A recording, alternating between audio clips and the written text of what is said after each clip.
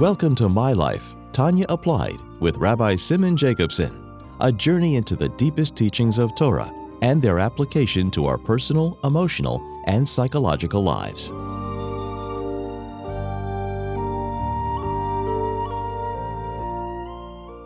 A good tevach, a good week. We continue our journey in the life-changing Sefer HaTanya. This program is made possible by Rena Lights LLC and it is in honor and memory of Rabbi Yosef Halevi Weinberg Olav Hashalom, Rabbi Moshe Pinchas HaKohen Katz Olav Hashalom, Rabbi Yoel HaKohen Khan Olav Hashalom, and it is in the schus and merit of Rabbi Zevi Cheskel HaKohen and Risha Katz La'edich Yomim V'Shanim Tevis for many long healthy years. So we are in chapter 6 of Tanya, which has taken us from the divine soul into the animal soul. Two forces, two voices within each one of us. One is the self-oriented voice, and the other is the transcendent voice. One is about egocentric, one is God-centric.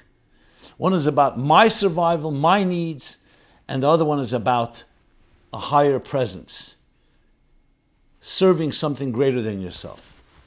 So these are the two forces within us. The Alter Rebbe first developed in detail the divine soul, its very nature, its faculties, and its garments, its expressions. So its very nature, its faculties, and its expressions. And now, in direct contrast, he's going to do the same with the animal soul, dissect its anatomy, as we began studying. So too, the animal soul has a personality, which was already discussed at the end of chapter 1. Then it has faculties, 10 faculties, zel umazeh osalakim. So it's like a mirror image, a parallel world that corresponds. So just as the divine soul has 10 faculties, 3 intellectual, cognitive ones, and 7 emotional, so too with the animal soul. The difference being, as we discussed and learned, that in the divine soul, the main focus is the intellect, the mind, because it's reflective. And I should add the element of bittul.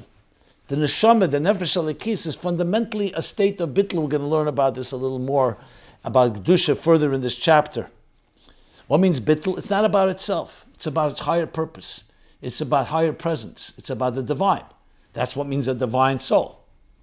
So where is that mostly? In moichin. Moichin is bittul. Moichin is not your subjective interests. The mind reflects what is right, what is objectively right, and especially chachma, as we learned in chapter 2, and we'll learn later in chapter 18 and 19. The chachma, which is we learned in the neshama, the nefesh halikis, comes from chachmasi yisbarach. Like the moyach ha'av. What is chachma? Is bittul, koyach ma. So the divine soul is fundamentally one that is not about self, about something higher. So moichin is what drives it. Even though the divine soul also has natural inclination to the divine, but that comes after we use our intellect. So in addition to the very fact that the divine soul is bittul, the level of chachma, the intellect comes first. First we contemplate on godliness, and then that brings an emotional love and reverence of God. And that indeed will then stimulate also the natural love. In addition to that, the Rebbe Rashab says, that we discussed in the previous class, that even the moichin that is even the nefesh halikis that is be'etzem, connected to God naturally and viscerally, that too is driven by moyach. Because moyach is the bittul, is the channel that connects the divine into structure. The animal soul is the opposite. It's about its own subjective interests. That by definition is emotions, impulses. It's impulsive. And therefore the emotions are dominant. However, the emotions are guided by the seichel, like we learned, the last thing we learned, is that the emotions are not devoid, they're not just pure visceral emotions, but in an animal, even in an animal there's an intelligence, but the intelligence is driven by the impulses, not the other way around. If a person follows the divine soul, they reflect and they think about it and contemplate, which is effort, then they defy this natural side of them. But in this world, the animal soul, on its natural visceral reaction is self-interest, is its own survival. However, even though that's a visceral and emotional and impulsive reaction, however, the bottom line is the visceral emotions are still not devoid of intellect. Because even a pleasure-seeking, even a self-interest defined entity is also using intelligence. Like he said, so here too, the moichin is what? The midas are being shaped. So it's not that the midas are driven by seichel. They're not driven by the bittul of a higher presence. They're driven by their own self-interest. But that self-interest is still lefi erech ha-seichel, like he said. They're relative to the intellect. Like a cotton, cheshik ve'eyev dvarim ktanim pchusei ha'erech. A child desires and loves small trivial things. Lefi shesichle cotton. V'kotzel lahasik dvarim yikarim yesher mehem. Since his intellect is too small and immature to appreciate anything more valuable. So bottom line is, the seichel has impact of what the emotions are going to be driven to. But it's still a visceral emotion. The only difference is, an adult, it's also a visceral thing, the animal soul's emotions. But there, you'll be driven to something, because the seichel is more mature.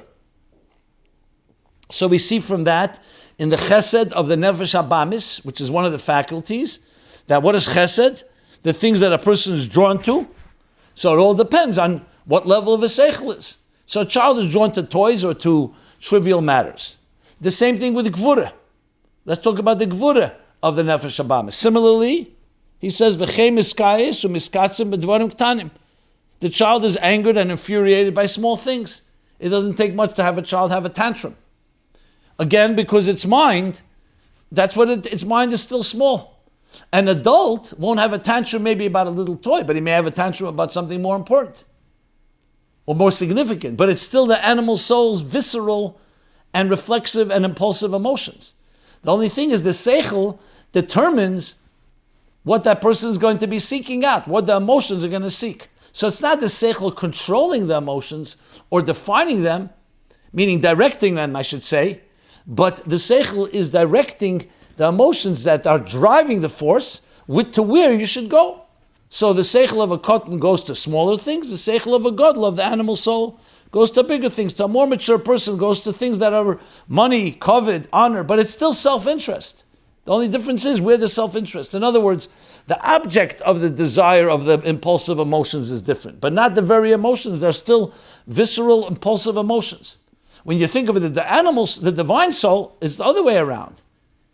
Now it's true, the divine soul, you could also say that the divine soul of a child is going to be directed towards smaller things, but that's not the focus here, because here we're not looking to focus on the emotions of the child. We're looking here to focus, is it coming for self-interest or is it coming from a divine and transcendent force?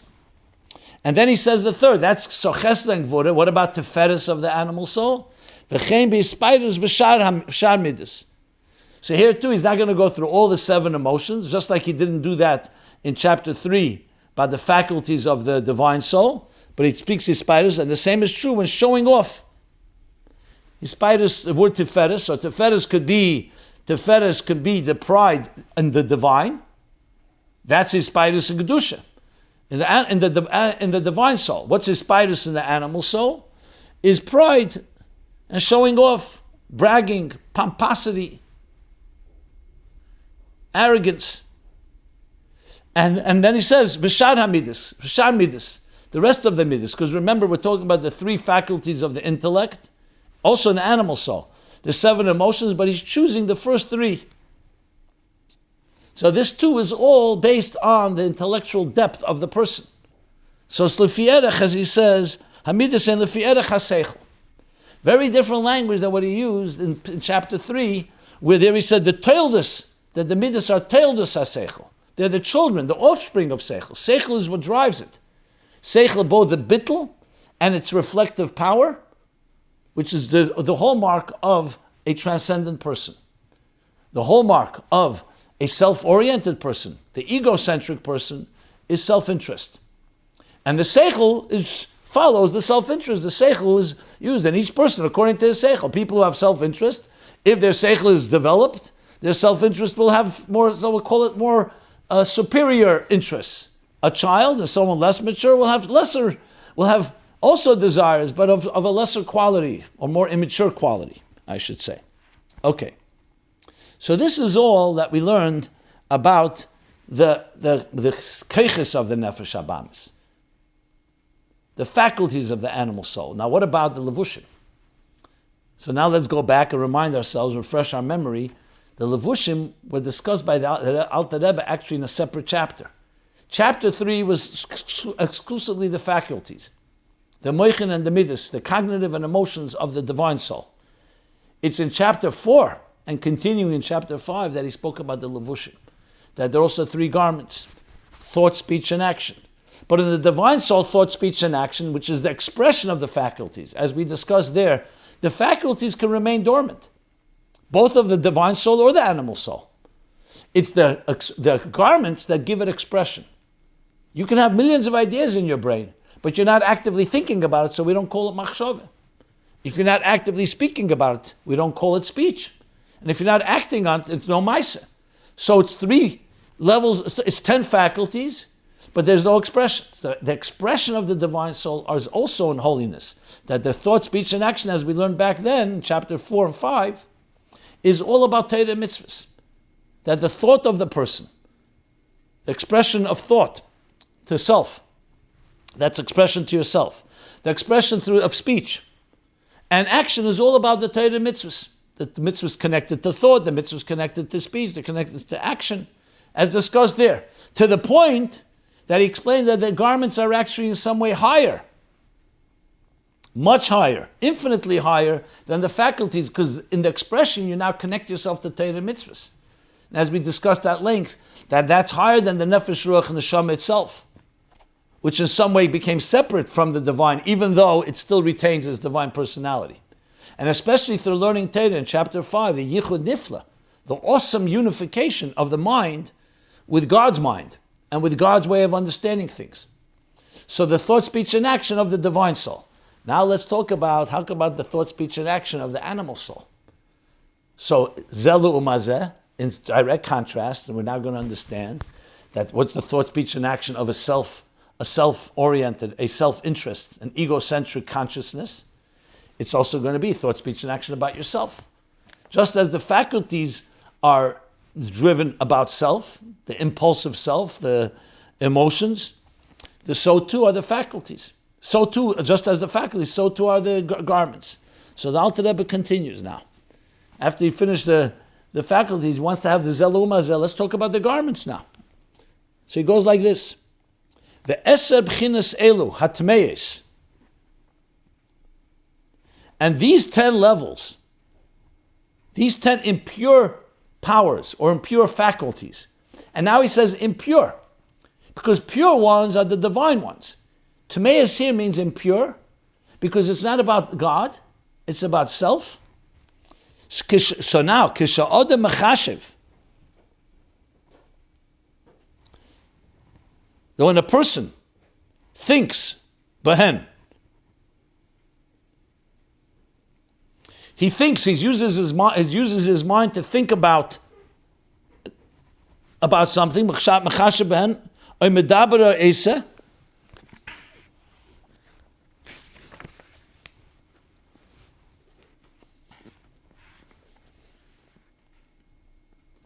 so now, remember, we spoke about the garments. Thought, speech, and action on their own are garments like garments hanging in a closet.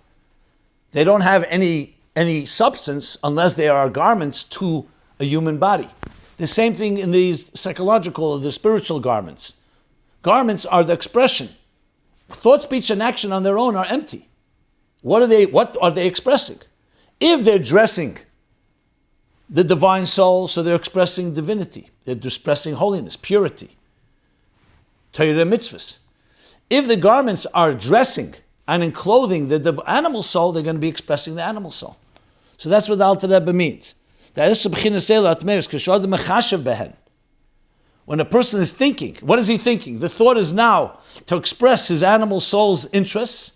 So the faculty of the animal soul, let's say chesed, that he's drawn cheshik ve'oyev, whatever it may be. For a child, it's small matters.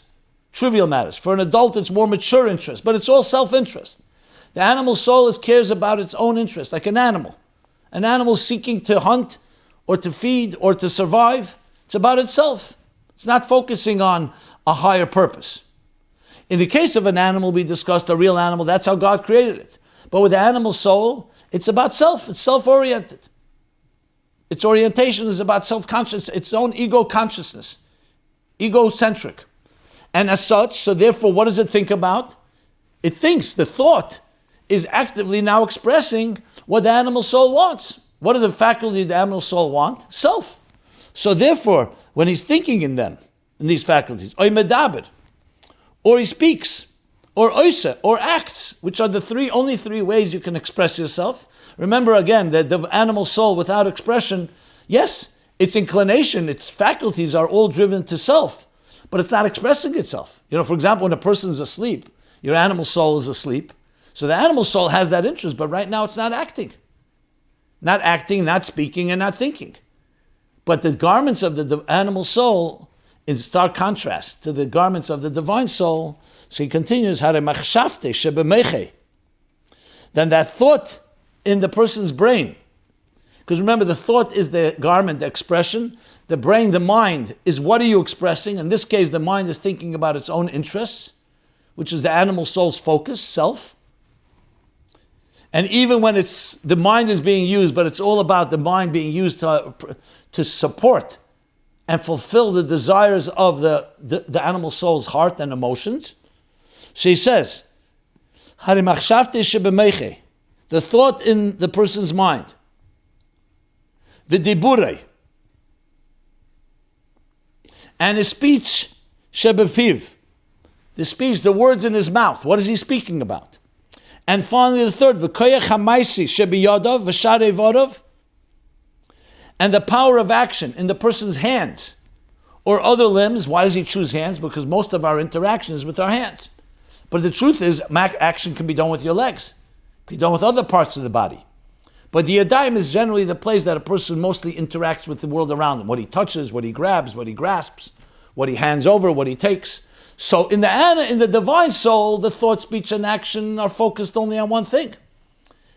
To express the faculties of the divine faculties, which is through Torah mitzvahs, to do what God wants. To speak what God wants you to speak about. To speak godly matters.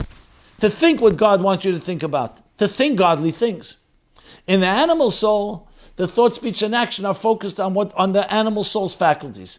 To think, speak, and act about things that are your interest, which is not godly. That's what he says here. So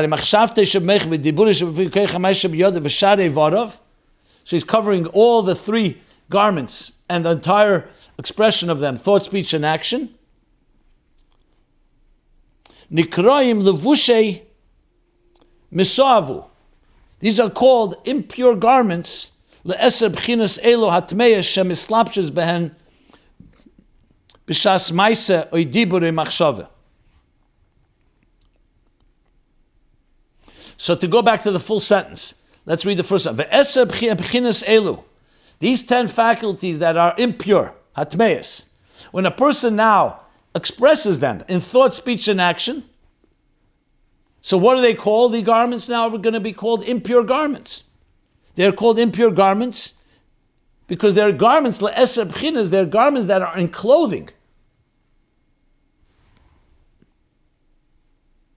Into which the 10 impure powers of the animal soul are enclosed, are dressed. At the moment, b'shas,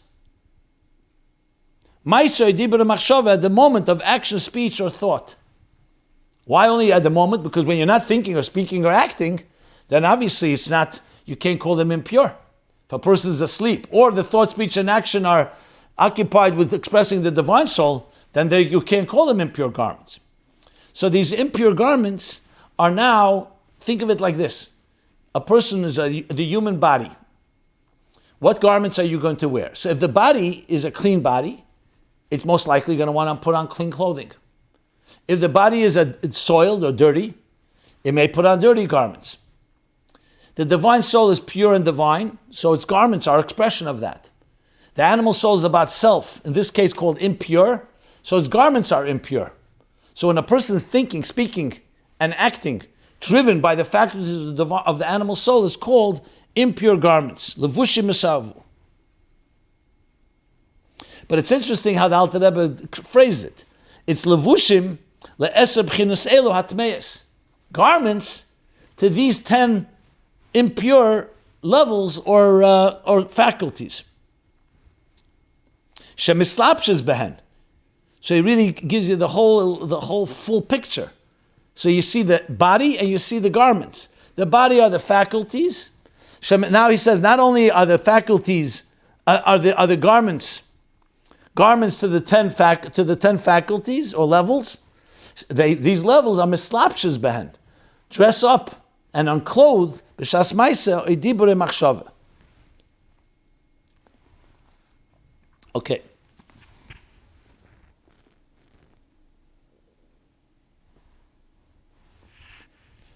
So when a person is busy with self-interest, things that are the egocentric, their own self-survival, then all this becomes, that's called impurity.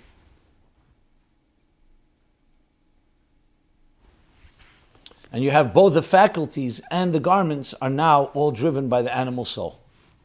That's the key thing to remember. As long as you don't express in the garments, so it's still a potential state, because the animal soul is still driven by animal interests. But the garments seal it in the sense that it brings it out into full expression. Now here's a question you could ask. In chapter 4 he said that in Kedusha and the Nefesh Alikis and the divine soul, the garments are infinitely higher than the very Nefesh. Is it the same case here in the other extreme? Does the garments make the faculties even lower than they would have been on their own? And the answer is most likely yes. Because the faculties of the animal soul, without the garments, without expressing them, it's like someone saying he has a potential to think about negative things or things that are about himself and his own interests.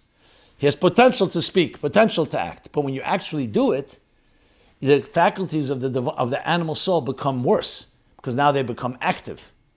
And in that sense, it has that similarity, except it's in the other direction.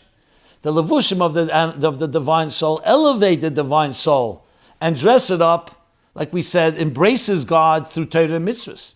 And God embraces the person. God embraces the one who's doing the Torah and mitzvahs. To the point they become completely unified, like he explained in chapter 5. Here is the other way around. The garments take the animal soul and actualize them, both in action, speech, and thought, or thought, speech, and action, and in a sense bring it down to an even further level. Okay.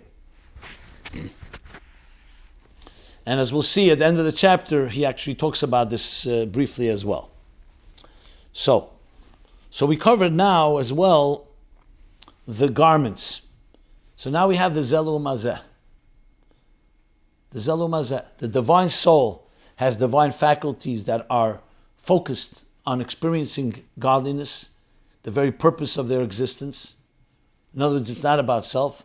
The Nefesh Abamis, which comes from Klippas Nega, which means it's dressed up in a husk. So it has the concealment of the divine within the shell.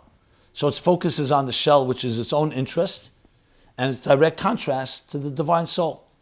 So the faculties of the divine soul are divine faculties. The mind and emotions are focused on understanding and contemplating and feeling and experiencing God. In the animal soul, the mind and the emotions are focused on your own interest and your own needs. So there you have the contrast. Zelu Mazeh, the two parallel worlds.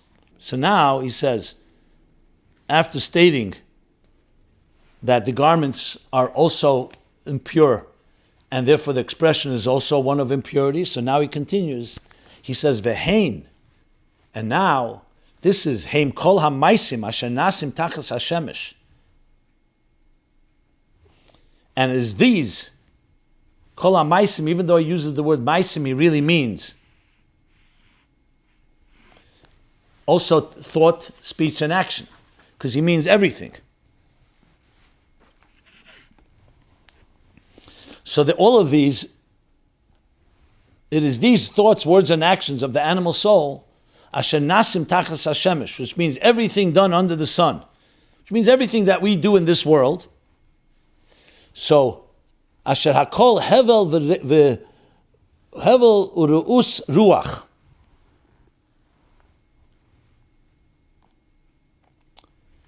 These are all the things that are done under the sun, which are all empty and a strain to the spirit. It's a language from the Kehelis, Ecclesiastes, Aleph Yudalad 1:14. U'kamoshe kosa b'Zoyar, b'Shalach, like it's written in Zoyar, in the Parshas b'Shalach, the chapter of b'Shalach, she'en teviru derucha. Teviru is from the word shvira, teviru derucha, that they break. They're destructive to the spirit. The source for this is Zohar, volume 2, Nun Tes Aleph 59a. So now that he's established, that you've taken the 10 impure faculties, and they've been expressed. They don't, not just in the potential, they've become expressed in the 3 impure garments. He says this constitutes they're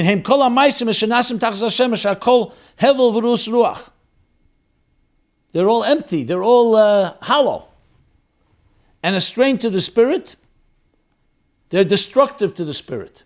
Why? Because the spirit, think of it this way, God created a machine. When the machine is used properly, it's aligned to what the Creator wants it to be. That's the divine soul. It's aligned to the Creator, following the blueprint of Torah and mitzvahs. What happens if somebody decides to defy and go off? I have my own interests. I'm not filling a mission. An astronaut goes to space. Instead of following the orders, he decides I have my own agenda. So that means kol ha-maisim, everything he's doing now, which is all driven now by the animal soul, and its 10 animal faculties, impure faculties, and the 3 garments, it's all kol hevel, it's all constituted things that are empty, because they're not directed toward the purpose of existence. It's become now completely hijacked and a strain and destructive to the spirit. Because like the machine is not doing what it should be aligned to do. So the divine soul is aligned. The animal soul is not. The animal soul is focused on its own animal needs. And so this is the direct contrast to the divine soul. So the divine soul brings someone closer to its purpose, which is expressing the Creator's will and the Creator's objectives. And the animal soul goes in the opposite direction. It's not directed toward the higher purpose, directed towards its own interest.